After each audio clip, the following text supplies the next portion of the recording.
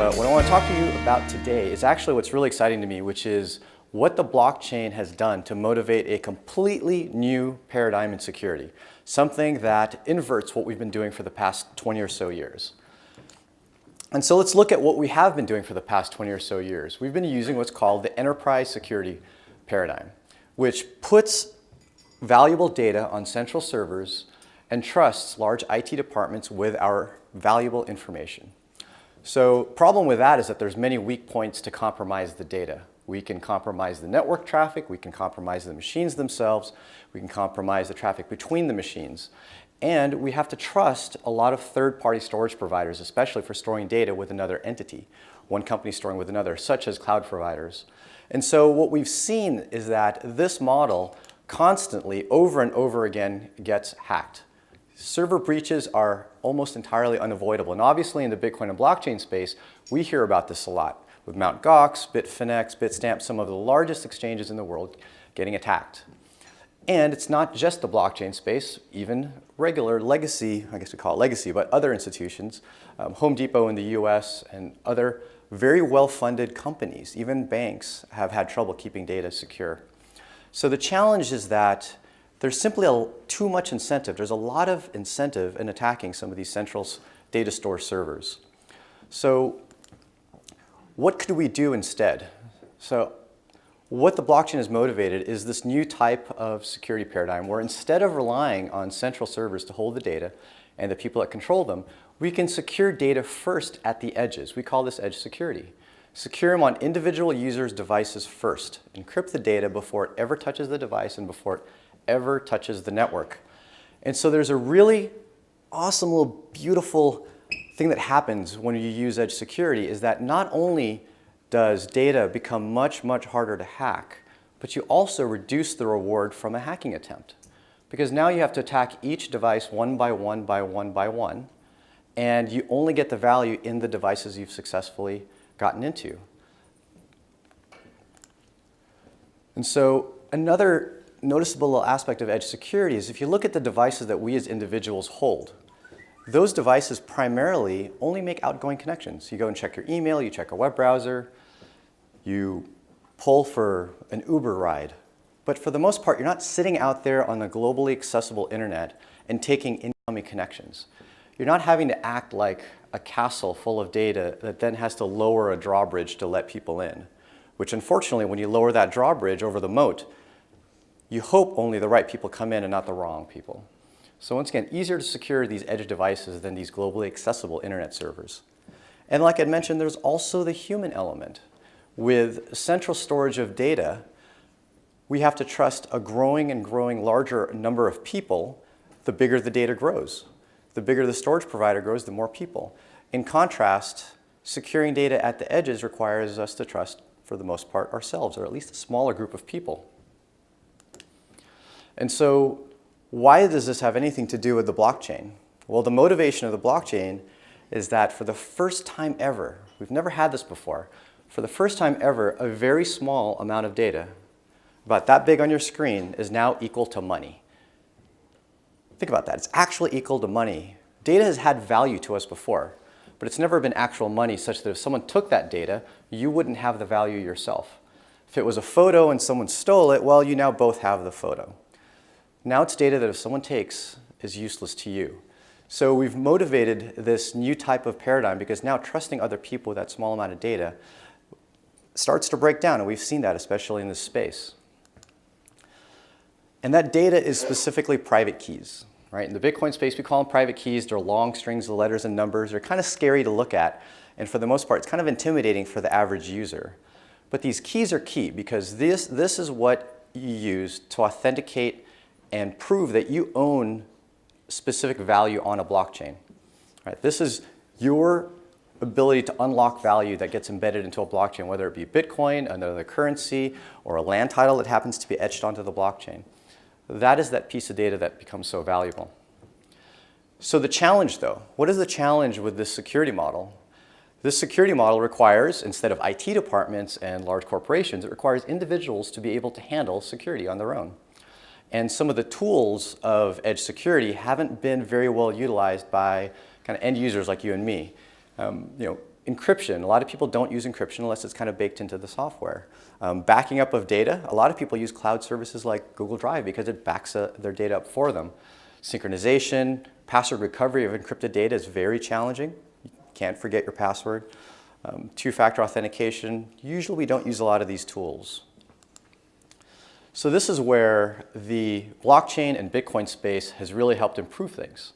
So really, the true Bitcoin wallets or other crypto wallets in the space have taken the concept of edge security and actually helped deliver it to the masses. So these are a handful of the wallets, including what AirBitz builds as well. And all of them implement some aspect of what I call edge security, whether it be that encryption, the backup, sync of keys or other data for individuals. And there's other tools as well outside of the Bitcoin and blockchain space. Synchronization tools like BitTorrent Sync and Authy, BitLocker, SpiderOak.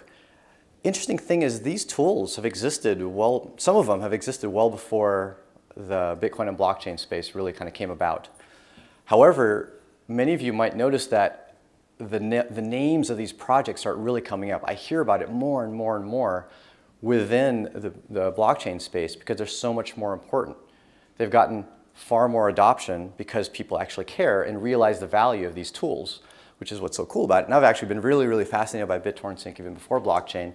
Now it's like even more important, as well as I know one of my co-founders uses SpiderOak. And so these tools becoming more important is what I'm really, really excited about with this space. And so even though we talked about Bitcoin and the blockchain and how it's motivating and needs this type of security model, this isn't necessarily tied to just blockchain. We can apply the security model to a whole suite of other types of industries and applications. IoT, I think we've heard, I don't know how many news articles I've heard lately about security problems in IoT.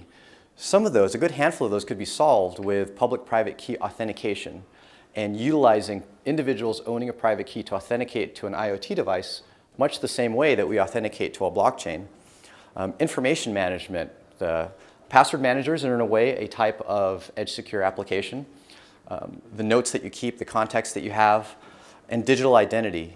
This is a hugely talked about topic, being able to prove your identity without giving your identity, using cryptography and digital signatures. Financial applications, the Quickens and the QuickBooks of the world, and TurboTax. A lot of those applications are going towards the cloud, which is cool because it's convenient. But at the same time, that data is now getting put into the enterprise model and much more privy to attack. And a very, very common industry that's talked about in the blockchain space is the health industry and healthcare records. Ironically, I fundamentally think the healthcare record industry is ripe for disruption through edge security and actually less on the blockchain side. Because generally speaking, the blockchain can't hide data. It can authenticate and prove that data is correct, but it can't necessarily hide the data since it's so transparent. And so what are we kind of doing at our company to help contribute to edge security and applications in the blockchain space or others that are just looking to value private secure apps? So those bullet points I mentioned that a lot of people don't use, a lot of the tools that people don't use, we've put together a platform that brings all of that together. Client-side encryption, automatic backup of data, synchronization between devices, much like other synchronization tools, revision control rollback, and a big one, password recovery, which is nearly non-existent in the data encryption space. And we've come up with some creative tools to enable password recovery of encrypted data. And we've bundled all of that in a single sign-on type of experience. So how many people here have ever logged into a service using Google or Facebook or Twitter? Good handful. It's pretty damn convenient, right? I mean, who wants to create yet another password and another account and enter more information? So the challenge with those tools, however, is that they completely give up privacy and they completely invert this type of a security model. Anytime you log in with Google, Google knows a lot about the application you're logging into. And in the inverse, that application knows quite a bit about your Google account. What we've effectively built is the zero-knowledge private version of that implements edge security, but with a single sign-on experience, where for us you can simply scan a barcode with your phone or touch a button on a mobile app. And that effectively gives these applications a bucket of encrypted data for it to put keys into or other sensitive information. And this is kind of what it looks like. For anyone building a blockchain application, they can, in a few lines of code, incorporate a little authentication pop-up that a user can then scan with a barcode with their AirBitz app and then log in. I say log in, but really it's a more complex transfer of encrypted data between the mobile app and the blockchain application. And once again, this doesn't have to be a blockchain app. It could be any app that has a need to secure private data that only the user should have access to. Another exciting thing about the ecosystem that we're trying to build is just like in Google Drive or Google Apps, when you log into these systems, a lot of the apps can actually share data through the Google Drive ecosystem. They use it as a back-end storage, except that once again, that back-end storage is your classic enterprise model, where you're trusting the storage providers and giving up privacy. Our model actually allows different applications to share data between each other with the permission of the end user. So different apps that might share a similar currency, a cryptocurrency, can actually share funds between themselves. Or if it's not a currency application, it's just a personal info app, they can share that data between themselves. I can imagine an application like a Quicken in QuickBooks that a business may use to enter their financial records and share that repository with one that's more specific to a CPA. Or if it's a cryptocurrency wallet that has the transactional info, that can be shared with the CPA as well. So different types of use cases I can imagine happening, especially with healthcare records. Having a personal application for a user for healthcare records and then sharing that with an office, a dentist office or a doctor's office. And so just kind of in summary, what we're excited about, obviously our entire team came together because we were very excited about decentralization, we were excited about Bitcoin, excited about blockchain, and we came to the challenge of realizing, oh, the security model is kind of hard, right? How can we solve this security model where people have to secure their own data? And we kind of took it to ourselves to try to solve that model. But also at the same time realizing this really, really is a broad scope security problem that is applicable to so many other things. And that's when our excitement really kind of shot through the roof. And we're excited to see not just us, but other companies start adopting that security model, whether it be utilizing our tools or other tools out there that are already in the space. And then also seeing other industries start to really utilize it outside of the blockchain space.